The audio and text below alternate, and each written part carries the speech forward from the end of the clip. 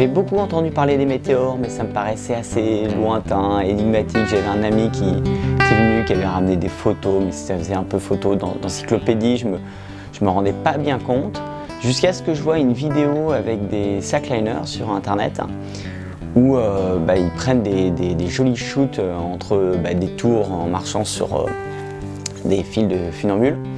Et c'est là que j'ai réalisé la beauté du lieu et que ça m'a donné vraiment l'envie d'aller grimper là-bas.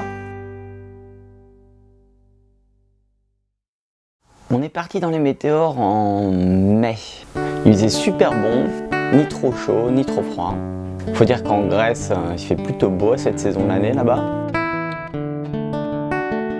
Je pense que la raison principale qui m'a amené là-bas, c'est un peu la même qui m'amène dans tous ces endroits que je vais voir pour grimper. C'est l'aventure, bien sûr, mais c'est aussi ce côté impressionnant et puis magique de ces tours. C'est vraiment inspirant, ce genre d'endroit, ça crée des rêves. Et puis ces rêves, ça te donne envie d'y aller, ça te donne envie de les concrétiser, donc voilà, il fallait que j'y aille. On a fait une voie qui s'appelle Trampfeiler, qui était une des plus hautes tours. Écoute, ouais, je crois que je suis un peu au paradis là. On est décidé. Trampfeiler. Et il y avait une espèce de fissure, on ne pouvait pas vraiment le protéger et il fallait mettre le coude à l'intérieur là et la hanche. Dans la cheminée. Alors c'est la technique du Einweitdrei. Romain à l'assurage et Doudou qui est là-bas en train de prendre des photos. J'en ai profité pour aller prendre des images depuis un monastère. C'était assez impressionnant parce qu'on les voyait deux petites fourmis qui grimpaient cette immense montagne en face. Trampfeiler. Pitch, on est au 4e relais. Monsieur Romain de Dion ici présent va nous ouvrir les 2 pitchs suivants jusqu'au 6. Et là, nous allons randonner jusqu'au sommet. Nous espérons pouvoir mettre en mode 5e vitesse et attaquer les derniers pitchs difficiles avec une vue maximum sur la vallée. Voilà, regarde un peu le chemin parcouru là. Voilà, on vient du Diadre là. Voilà, finalement ça paraissait raide de loin, mais finalement c'est un peu dalleux. Je grimpais et puis il y avait Doudou qui prenait des photos de derrière. Ça paraissait mais tellement grand.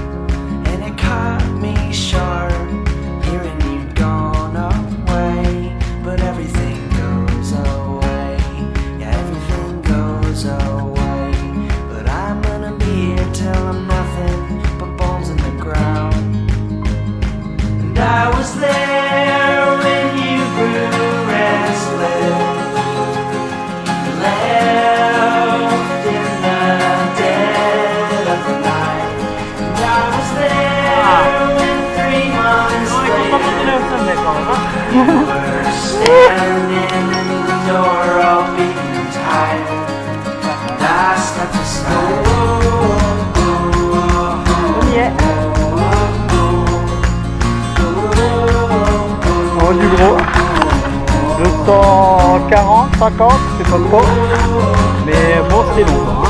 Moi j'ai toujours été attiré et fasciné par des lieux comme ça et je pense que la plupart des gens à qui je montre les images, ils me demandent tous mais c'est où, est-ce que c'est beau, comment on fait pour y aller, et effectivement c'est inspirant. Je vais pas trop m'approcher du bord parce que... J'ai cette ambition de pas seulement rester à regarder les météores, ces tours, mais vraiment à vivre une expérience là-bas pour que ça devienne vraiment mémorable et que je puisse effectivement le raconter. Donc c'est matériellement grimper ces tours et arriver au sommet. La petite boîte. Au sommet, il y a des petites boîtes en métal. Donc on les ouvre et dedans il y a un petit carnet et dans le carnet on peut écrire quand est-ce qu'on a grimpé, qu'est-ce qui s'est passé, l'effet marquant, qu'est-ce qu'on a ressenti. On peut même faire un petit dessin, on a fait des petits dessins nous avec les gros muscles quand c'était fort.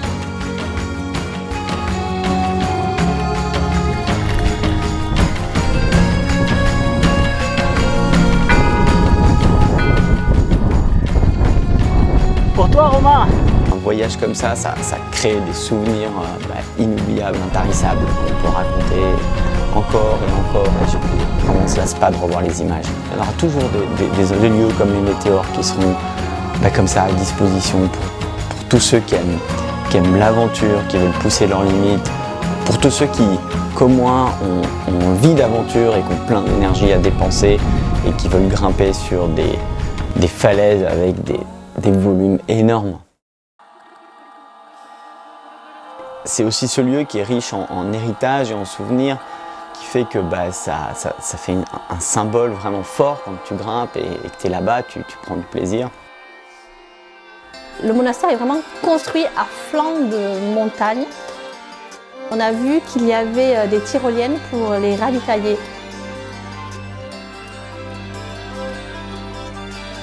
On a visité aussi la plupart des monastères. C'était vraiment solennel, c'était beau. Il y avait les locaux qui mettaient des bougies, qui faisaient des prières. Il y avait beaucoup de crânes, de squelettes. C'était assez mystique, hein, j'ai envie de dire. My favorite son. In an hour I will go where I've never gone. In the span of the space between your mother's eyes are the secrets that I've saved. I hand them down to you. Ooh, the average. Dans les météores, les points ils sont assez éloignés, hein. Ça va de 10 à 20 mètres. C'est des points un peu historiques, donc il faut vraiment engager. Sachant que la roche c'est un conglomérat, donc c'est une espèce de ciment avec des tout petits cailloux qui ressortent comme ça, genre des noyaux d'olive. Il faut faire confiance à ses pieds, donc entre deux points, il faut se faire tout léger. Le rocher ressemble à une espèce de ciment avec plein de petits cailloux dans lesquels mathématiquement il faut avoir confiance. Et puis quand tu grimpes, ça te remet vraiment à ta place sur la terre. Thomas en tête, Romain à l'assurage, un décor avec une beauté stupéfiante. Tu te sens tout petit face à cette immensité de cailloux, ces faces gigantesques qui sont hautes comme la tour Eiffel, ça va jusqu'à 300 mètres.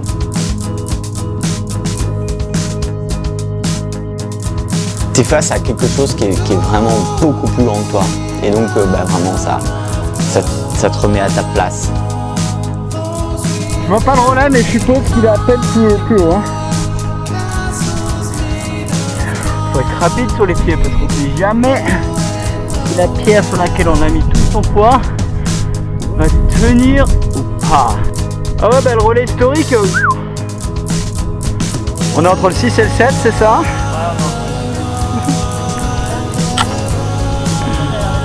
Putain mec, il y a des gratons là, hein? Ouais mec, hein. C'est fait.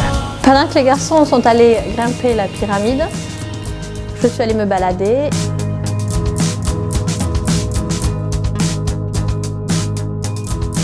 Et je suis allée visiter les espèces de grottes troglodytes des ermites. On y est, on est en haut du Tuffelturm, la Devil Tower locale. Du 7 quand même, hein, au premier pitch, et puis après tout plutôt dans le 6. On fait une voie sur la Devil Tower qui s'appelle Dr Faust. Et au sommet de cette tour, qui était entre deux autres tours, et puis c'est des tours avec des monastères. Et donc il y avait Doudou qui était en haut d'une des tours et qui nous prenait en photo au milieu. Ah c'est beau, c'est beau, c'est beau. On était là-haut hier, il y a un qui nous prend des photos juste là. Quand je suis arrivé au sommet, j'étais là, waouh, il y avait tout le monde qui applaudissait. Je les attendais, tout à coup ils sont sortis. J'ai pris des photos et je voyais plein de touristes qui étaient très étonnés de voir ces deux garçons sortis de nulle part. Puis les gens ils étaient là, oh regarde, il y a des grimpeurs, regardez là, coucou. Et on était là, ouais, c'est... Et la vallée est là avec les monastères. On se rapproche du bord. Et c'est sur cette tour qui était difficile à grimper puisque c'était dans le 7e degré en termes d'escalade. Et dans le carnet, il y avait marqué que Adam Ondra, il avait signé le carnet en disant qu'il avait grimpé cette tour. Est-ce que c'était vraiment lui? On ne saura pas. C'est quoi le petit dessin qu'on va faire nous? Bah moi je fais easy quoi. Avec une petite casquette.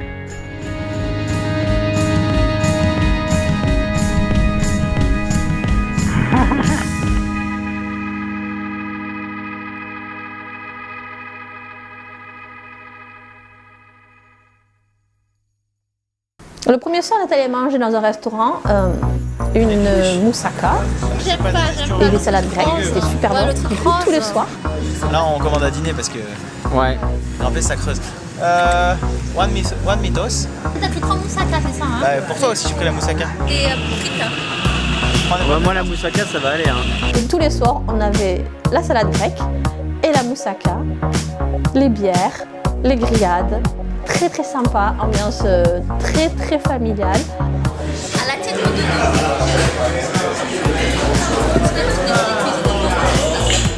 Allez Thomas, on t'a pris un petit coca là.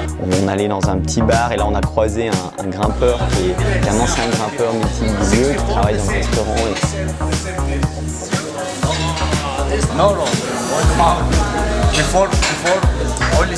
Dans le topo, il y a ces photos de lui quand il a 20 ans et qui grimpe. Le deuxième jour, on est allé grimper une voie assez particulière qui est au sommet. Il y avait une espèce de cube là, en équilibre détaché et il fallait faire un grand écart. Moi, je voulais pas trop y aller, je voulais rester donc au sommet du premier cube et pas faire le grand écart pour aller à côté, mais Romain y est allé très facilement. Du coup, on m'a un petit peu tiré et je suis arrivée au sommet.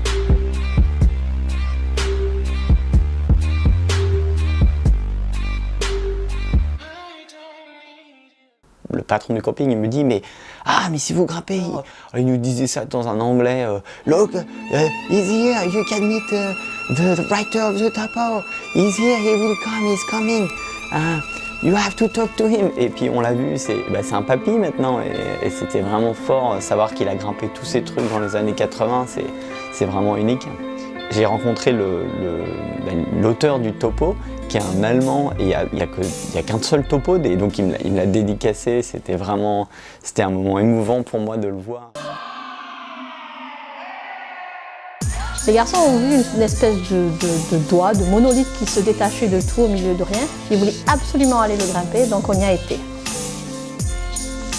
On a grimpé aussi cette espèce de petite tour qui est en plein milieu du site. C'est marrant, c'est comme si c'était un centre névralgique.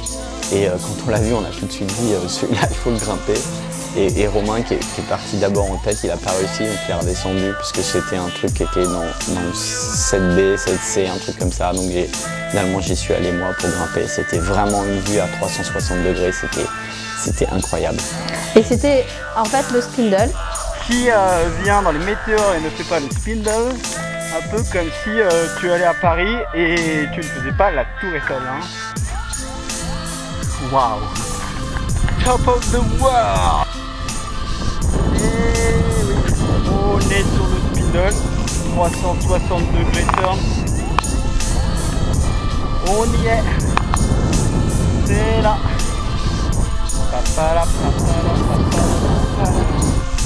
What? Crochet mythique des météores, et là on en profite. Et j'assure Romain qui, avec difficulté, j'ai ouvert. Et j'espère que d'autres pourront aller profiter d'un site comme ça qui est incroyable. Ça vaut le coup d'être vu au moins une fois dans sa vie, c'est sûr.